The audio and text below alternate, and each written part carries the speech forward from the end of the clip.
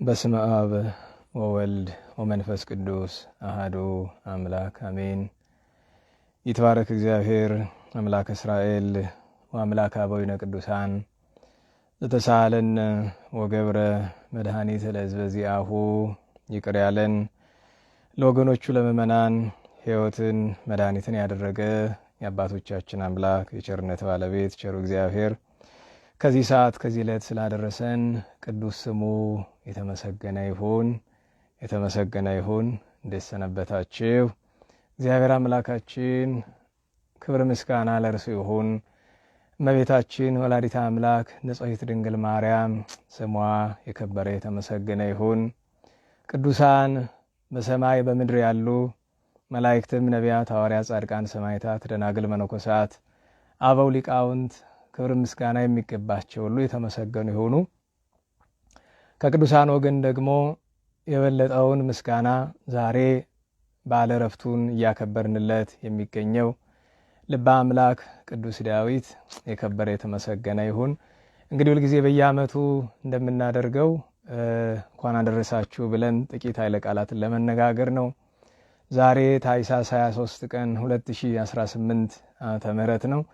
እግዚአብሔር ፈቅዶ ወዶ አምና በቸር አድርሰን ብለን ለምነነው ሳይንቀን ሳይተወን የቅዱስ ዳዊት ፈጣሪ በቸር አድርሶናልና ስላደረሰንም ለማመስገን እንኳን አደረሳችሁም ለመባባል ነውና እንኳን አደረሳችሁ ወገኖቻችን። ቅዱስ ዳዊትን የምትወዱ ቅዱስ ዳዊትን የምታከብሩ በተለይ የዝክረ ቅዱሳን ቋሚ መደበኛ ተማሪዎች ለሆናችሁ በመጀመሪያ ከዚያ ውጪ ለሁሉም ሕዝበ ክርስቲያን ቅዱስ ዳዊት አባትነቱ ለሁሉ ነውና ቤተ ክርስቲያን የሁላችን እናት፣ እግዚአብሔር የሁላችን ፈጣሪ፣ እግዝእትነ ማርያም የሁላችን እመቤት፣ ቅዱሳን የሁላችን አባት ናቸው። ለሚያምናቸው ሁሉ ቅዱሳን አባት ናቸው። ከነዚህ ወገን ደግሞ በብሉይ ኪዳን ከነበሩ ቅዱሳን ገናና ክብር፣ ታላቅ ክብር ያለው አዳም አባታችን፣ ሄኖክ አባታችን፣ ኖህ፣ አብርሃም፣ ይስሐቅ፣ ያዕቆብ ከዚያ ዮሴፍ ብለን ሙሴ፣ አሮን እንልና ከዚያ ዳዊት እንላለን። በብሉይ ኪዳን ከፍተኛ ገናና ክብር እግዚአብሔር ካደላቸው ቅዱሳን መካከል አንደኛው ቅዱስ ዳዊት ነው።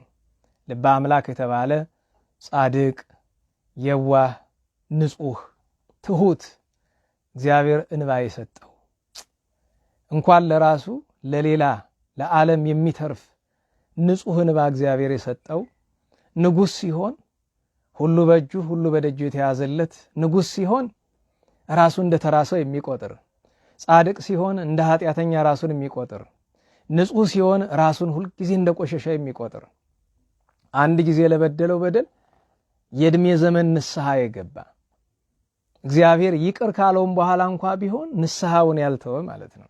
እና በእውነት በቤተ ክርስቲያናችን በብሉይ ኪዳን ከነበሩ ቅዱሳን ገናና ክብር ያላቸው የሚባሉ የዘመን መክፈያ ሆነው ያገለገሉ አዳም ብለን አንደኛ የዘመን መክፈያ ነው፣ መጀመሪያው ነው። ቀጥሎ ኖህ እንላለን፣ ቀጥሎ አብርሃም፣ ቀጥሎ ሙሴ፣ ቀጥሎ ዳዊት ነው የዘመን መክፈያ። እና በእውነቱ እንዲህ ያለው ቅዱስ በትህትና በንጽህና በየዋህነት በጾም በጸሎት በመወሰን በብሉይ ኪዳን ሆኖ የአዲስ ኪዳንን ሕግ በመጠበቅ ወንጌል ገና ሳትሰራ ለእርሱ ተገልጻለት እግዚአብሔር የቅድስት ወንጌልን ሕግ ስርዓቷን አፍቅሮ ጸላይትን ጠላትን መውደድን ገልጾለት እግዚአብሔርን ለማስደሰት ጠላቱን ሳኦልን በተደጋጋሚ እግዚአብሔር አሳልፎ ሰጥቶት አልገድለውም ብሎ ትቶታል። አባቶቻችን ምን ይላሉ? እንደኛ ያለ ሰው የሆነ እንደሆነ አንተ ጠላትህን ብታገኘው ምን ታረገዋለህ ይሉታል። በትርጓሜ እንደዛ ይላል። መዝሙር 16 ሲተረጎም ዮስማኒ ጽድቄ ሲተረጎም አንተ ጠላትህን ብታገኘው ምን ታረገዋለህ ይሉታል። አራ አንተ የመቼውን ባገኘው አብልቼ አጠጥቼ እንግድነት ተቀብዬ ሰደዋለሁ እንጂ ምን ላረገው አለ። ቢያገኘው እኮ ሊገለው ማለት ነው።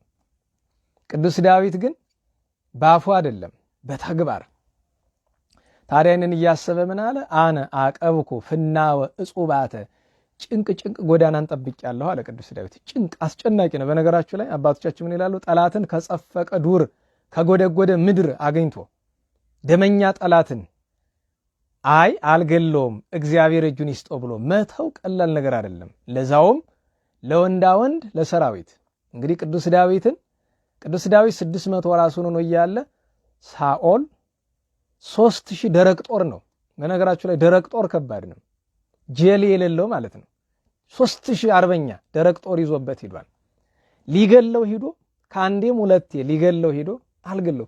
ምንድነው የሚለው አባቶቻችን? ይሄ የልቦና ንጽህና ይፈልጋል። በነገራችሁ ላይ ከ150 ዳዊት የልብ ቅንነት የሚል ጅል አለ። በነገራችሁ ላይ እንደዛ የሚባል ትምህርት የለም። 150 ዳዊትን የደረሰው እኮ ፍጹም ንጹህ ቅን የሆነ ሰው ነው። ዳዊትን የሚደግም ሰው ቅን መሆን ያለበት። ከ150 ዳዊት የልብ ቅንነት የሚባል ነገር ይሄ ተረት ነው። የልብ ቅንነት ያስፈልጋል፣ ግን በዳዊት አታነጻጽረው። በመዝሙረ ዳዊት አይደለም የምታነጻጽረው። እንዲህ 150 ዳዊት መድገም እኮ መንግሥተ ሰማያት ያስገባል። 150 ዳዊት መድገም እኮ አጋንንትን ያሳድዳል። 150 ዳዊት መድገም እኮ ከቅዱሳን ያስቆጥራል። እና በእውነቱ የልብ ቅንነት ያስፈልጋል። 150 ዳዊትን የደረሰ ቅዱስ ዳዊት ነው። እሱ ደግሞ ፍጹም ቅን ነው። እና እንዲህ ያለ ቅንነት እንዲህ ያለ የልብ ንጽህና የነበረው ቅዱስ ሰው በተለይ የቅዱስ ዳዊት ዓለም ከተፈጠረ ዘመን ከተቆጠረ በብሉይ ኪዳን እንደ ዳዊት በሐዲስ ኪዳን እንደ አባ መቃርስ ትሁት ሰው የለም ይባላል። ቅዱሳን ሁሉ ትሁታን ናቸው። አብርሃም ትሁት ነው፣ ኖህ ትሁት ነው፣ አዳም ትሁት ነው፣ ሙሴ ትሁት ነው። ቅዱሳን ሁሉ በብሉይ የነበሩ በሐዲስ ኪዳን የተነሱ ቅዱሳን ሁሉ ትሁታን ናቸው። ነገር ግን በትህትና ዳዊት ይበልጣል። ሁሉ በእጁ ሰጥቶት እግዚአብሔር ዘወትር አንዳንድ ጊዜ ምን መሰላችሁ ትህትና የሚገለጽበት ጊዜ አለ ይላሉ አባቶቻችን። የቅዱሳን ትህትና የቅዱስ ዳዊት ግን የሚገለጽበት ጊዜ አይደለም ያለው። ቅዱስ ዳዊትን ስናውቀው ከመነሻው እስከ መድረሻው ትህትና ነው ስራው፣ ሌላ ነገር የለም። ትህትና ነው። አንድ ጊዜ በኦሪዮ ምክንያት ወድቆ ለዚያ እንኳ ለበደለው በኦሪዮ ምክንያት ለበደለው በደል እንኳ ንስሐ ገብቶ እንደገና 4 ልጆቹን አጥቶ ተቀጥቷል እኮ። በነገራችሁ ላይ ቅዱስ ዳዊት ንስሐ ብቻ አይደለም። እኛ ለእያንዳንዱ ኃጢአታችን እንደ ቅዱስ ዳዊት እንቀጣ ቢባል ቁመን እንሄዳለን?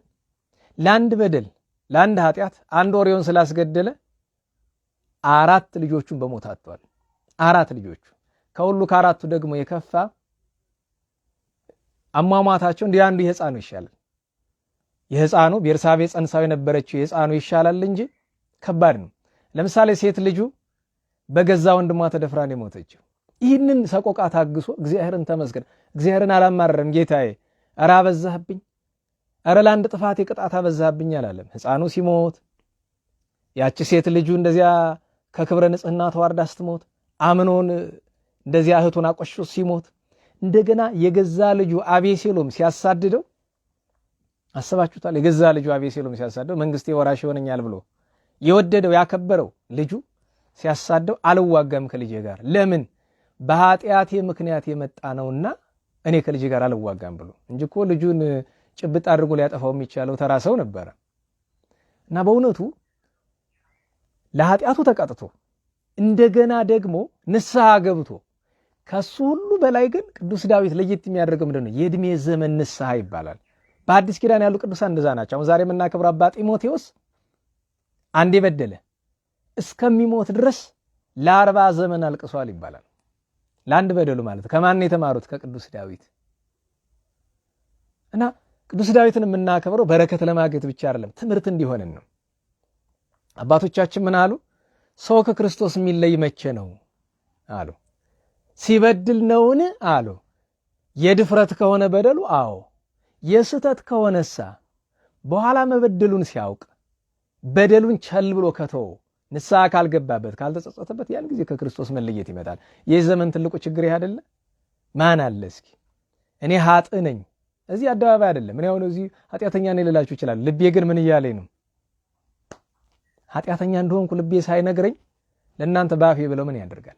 ዛሬ ማን ነው እስኪ ከአንጀቱ በድያለሁ ብሎ የሚያስብ? በነገራችሁ ላይ የኢትዮጵያ እና የኢትዮጵያ ኦርቶዶክስ ተዋሕዶ ቤተክርስቲያን በአጠቃላይ የዚህ ዘመን ትልቁ በሽታ በደለኞች ሆነን ሳለን፣ በደል ሲባል ደግሞ ቀላል በደል እንዳይመስላችሁ፣ ከአውሬ የከፋን በአንዳንዱ ግብራችን ከአጋንንት የከፋን ሆነን ሳለን ራሳችን እንደ ጻድቅ ነው የምንቆጥር። እንደ ጻድቅ መቁጠራችን መገለጫው ምን ይመስላችኋል?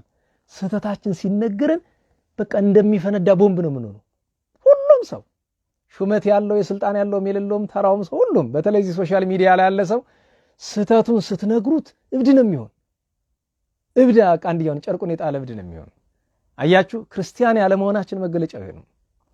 ክርስቲያን ያደለው እውነተኞቹ እንኳን አጥፍቶ ሳያጠፋ ራሱ እንደ በደለኛ ይቆጥራል።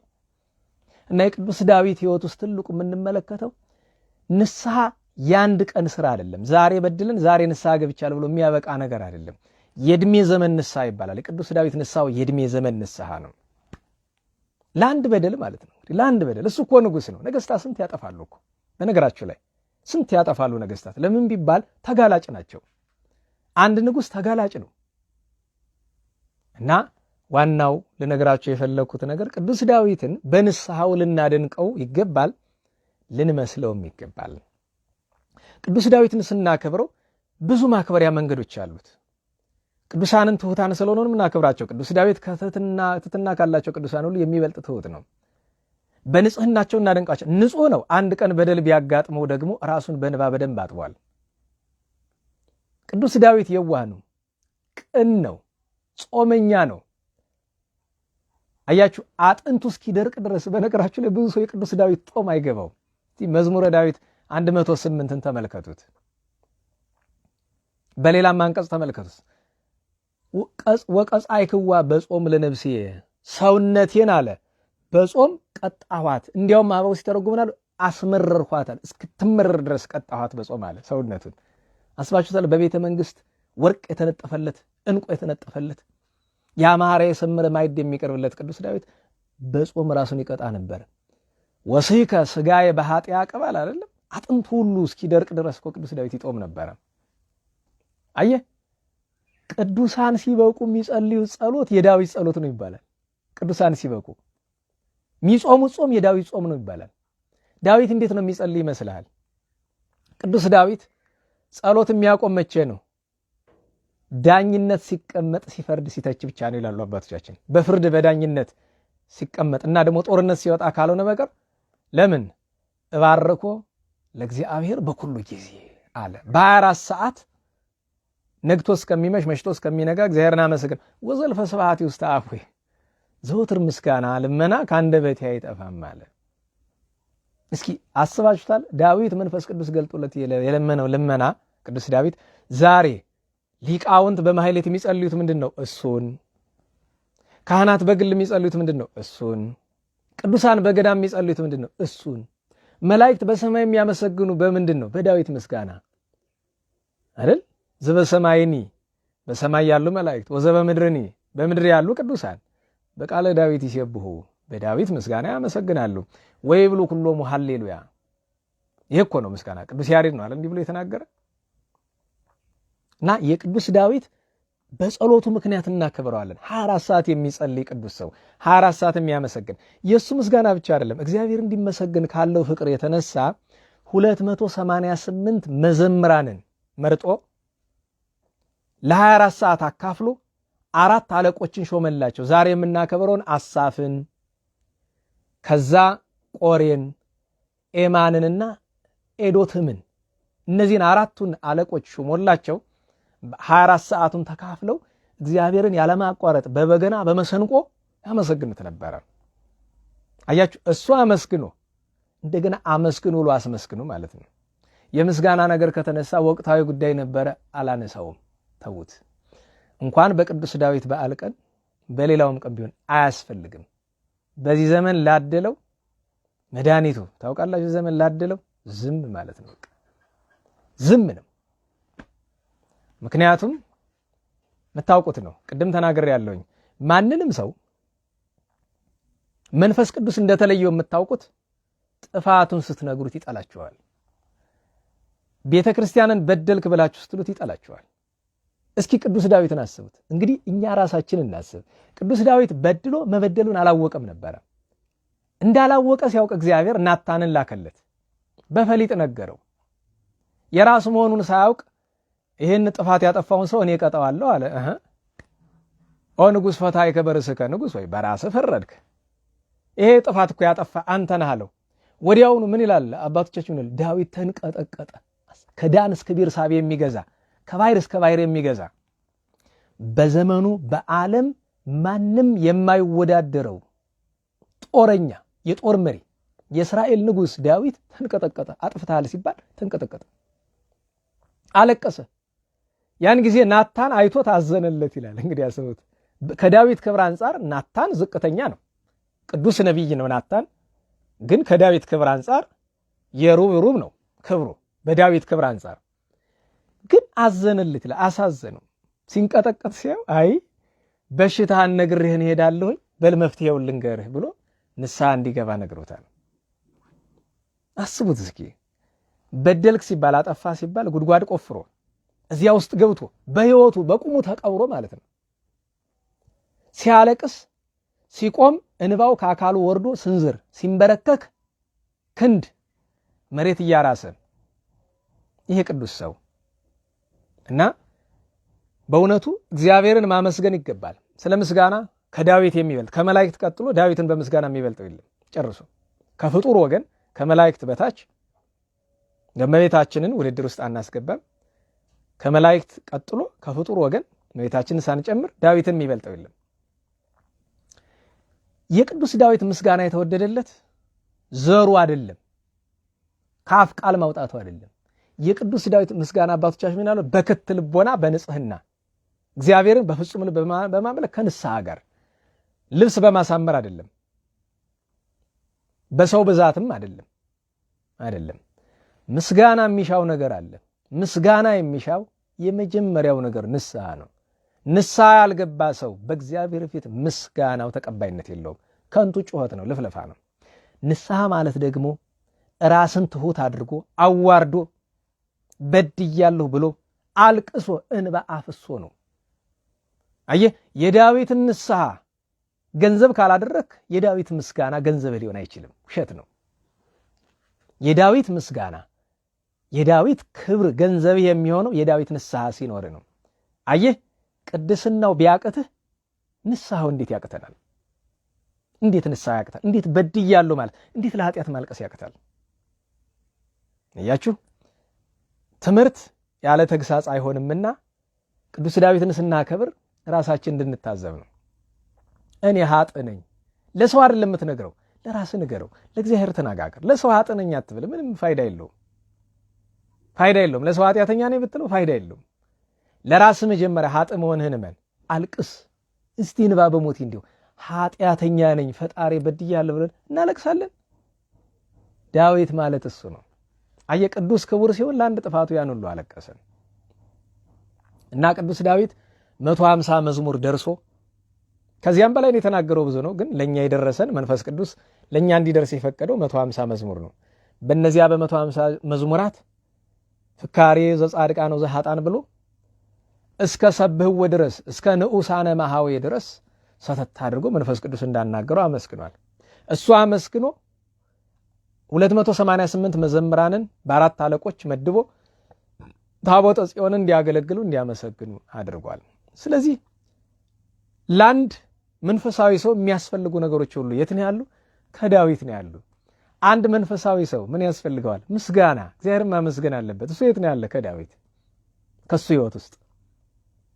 አንድ ክርስቲያን ምን ያስፈልገዋል? ትህትና፣ የት ነው ያለች? ከዳዊት። አንድ ክርስቲያን ምን ያስፈልገዋል? የዋህነት፣ ከየት ነው ያለች? ከዳዊት።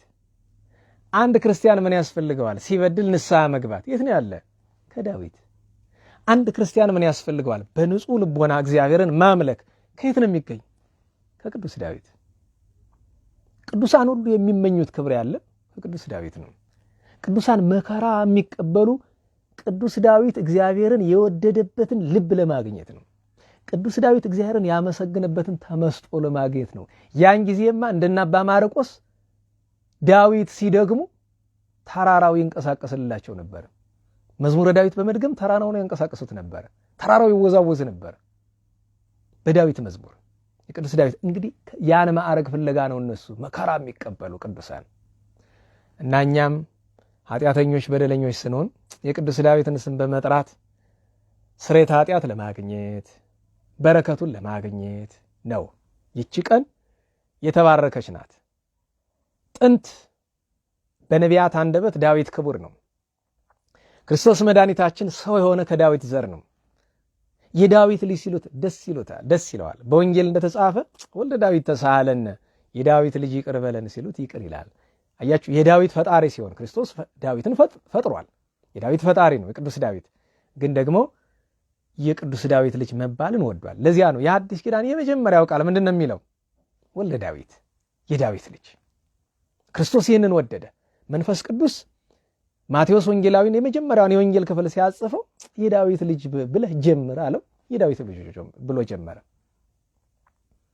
ይህን ያላከበረው እና እመቤታችን ከሱ ዘር ተወልዳለት ክርስቶስ መድኃኔዓለም የሰማይ ምድሩ ፈጣሪ የሰማይ ምድሩ አምላክ ከሱ ዘር ተወልዶለታል። ክብሩ እሱ ነው። በአዲስ ኪዳን ቅዱሳን ሁሉ ያከብሩታል። እስኪ አስቡት፣ ከሰማይታት ከጻድቃን ከሊቃውንት ዳዊት የማይደግም አለ? የለም እኮ። ካገኛችሁ እሱ ይጠረጠራል፣ ጻድቅ ሰማዕት መሆኑ ይጠረጠራል እንጂ እኔ እስካሁን ድረስ የማውቃቸው ቅዱሳን ሁሉ ከዳዊት በኋላ የተነሳ ቅዱስ ዳዊትን የማያከብር ዳዊት የማይደግም የለም። ይሄ ትልቅ ሀብት ነው። ኋላ ደግሞ እኛ ዘመኑ ሲደርስ አይ እንዲያው ቅዱስ ዳዊት እኮ ተዘነጋ፣ እንዲያው ብዙ ቅዱሳን ሁሉ እንዲያው ዳዊት ብቻ አይደለም እንደ ቅዱሳን ተዘነጉብን ብለን እግዚአብሔር በቸርነቱ ፈቅዶ ይሄው ወደ 19 ዓመት እየሆነን ነው በመደበኛ እንዲያው ጉባኤ መስርተን መማር ከጀመርነ ሌላው እንኳን ወደፊት ሌላ ብዙ ታሪክ ይኖረዋል እና ዛሬ ዝክረ ቅዱሳን ምስረታም ነው። እንግዲህ 19ኛ ዓመት ምስረታችን ነው። በማህበር ደረጃ የቅዱስ ዳዊትን በዓል ስናከብርም እንደዚያው 19ኛ ዓመታችን ነው። በእግዚአብሔር ቸርነት በእግዚአብሔር ፈቃድ ማለት ነው። እንግዲህ እንዲህ ካልኩኝ ባጭር ማጠቃለያውን እንምጣ። እንግዲህ ሁሉም ነገር መጨረሻው ምንድነው? አሃዊነ ምን ተነግበር። ዛሬ ለየት ያለ ቀን ነው። የቅዱስ ዳዊት ክብሩ ነው። በነገራችሁ ላይ ከነገስታት ወገን የዛሬ 350 ዓመት በኢትዮጵያ ንጉስ የነበሩት አዲያም ሰገድ አጼ ኢያሱ ዘመን ቁጥሩ 340 እስከ 350 ባለው ካደረጓቸው ስራዎች መካከል አንዱ ምንድነው? ቅዱስ ዳዊት በጎንደር ከተማ እንዲከበር ታቦት አስገቡ። ጎንደር ውስጥ እኮ በጎንደር ነገስታት ዘመን ቅዱስ ዳዊት ቤተክርስቲያን ነበረው። ጎንደር ውስጥ ከተማው መካከል ነበረው።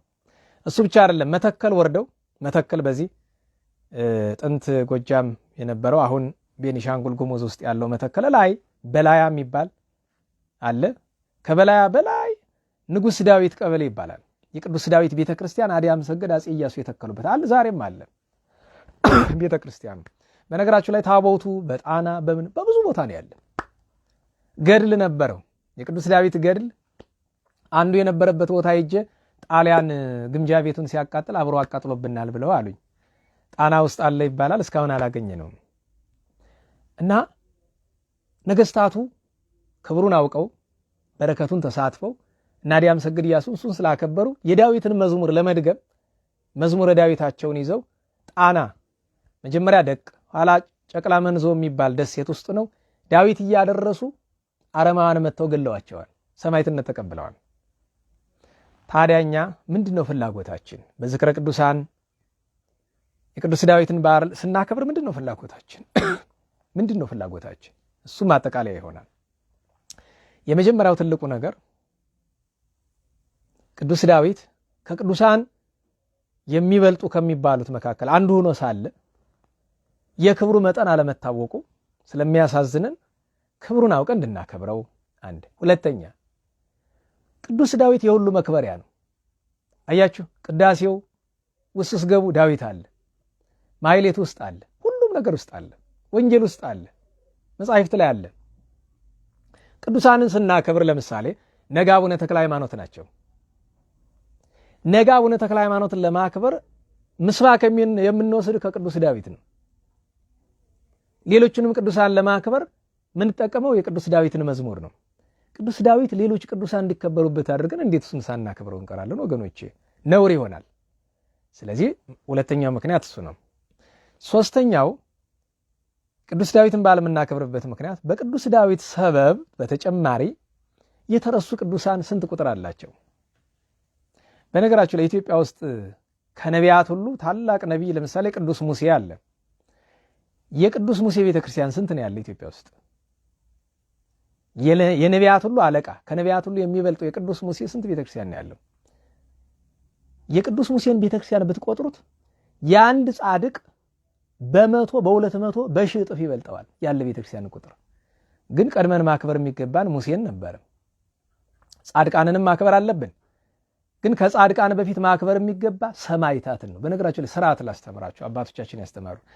ከጻድቃን በፊት ሰማዕታትን ማክበር ይገባል። ከሰማዕታት በፊት ሐዋርያትን፣ ከሐዋርያት በፊት ነቢያትን፣ ከነቢያት በፊት መላእክትን ማክበር ይገባል። ከመላእክት በፊት እመቤታችን፣ ከእመቤታችን በፊት ጌታችን ኢየሱስ ክርስቶስ እግዚአብሔርን ማክበር ይገባል። ይህችን ስርዓት እንዳትረሱ። ይሄ ማዕረግ ይባላል። ከጻድቃን የሚቀድሙ ሰማዕታት ናቸው፣ በማዕረግም በዘመንም። ከሰማዕታት የሚቀድሙ የሚበልጡም ሐዋርያት ናቸው። ከነሱ የሚቀድሙ ነቢያት፣ ከነቢያት የሚቀድሙ መላእክት፣ ከመላእክት የምትቀድም እግዝእትነ ማርያም ናት በክብር። ከመቤታችን ደግሞ ፈጣሪያችን ኢየሱስ ክርስቶስ ነው። እሱን ማወቅ ይገባናል። ስናከብሩ ጊዜ እንደ ማዕረጋቸው መሆን አለበት።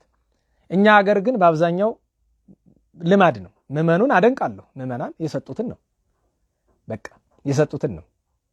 እኛ ግን ቅዱስ ዳዊትን፣ ቅዱስ ሙሴን፣ ቅዱስ ኢሳይያስን፣ ቅዱስ አብርሃምን፣ ቅዱስ ኖህን፣ ቅዱስ ሄኖክን፣ ቅዱስ አዳምን እንዲያከብሩ ማስተማር። በተለይ በብሉይ ኪዳን ያሉ ቅዱሳን ተረስተዋል።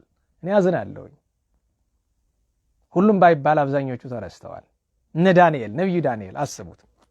ስለዚህ በቅዱስ ዳዊት ሰበብ የተረሱ ቅዱሳን እንዲዘከሩ ስለምንፈልግ ቅዱስ ዳዊትን በማክበር ጀምረን ዝክረ ቅዱሳን ብለን ዓመት እስከ ዓመት ስራችን ቅዱሳንን ማዘከር ሆነ ማለት ነው። ይህ ነው ዓላማው እና ስለዚህ ይችን ዓላማ እንዳትስቱብን። ቅዱስ ዳዊትን ማክበር ይገባናል። እሱ የሁሉ መክበሪያ ሆኖ እያለ ልንረሳው ልንዘነጋው አይገባም።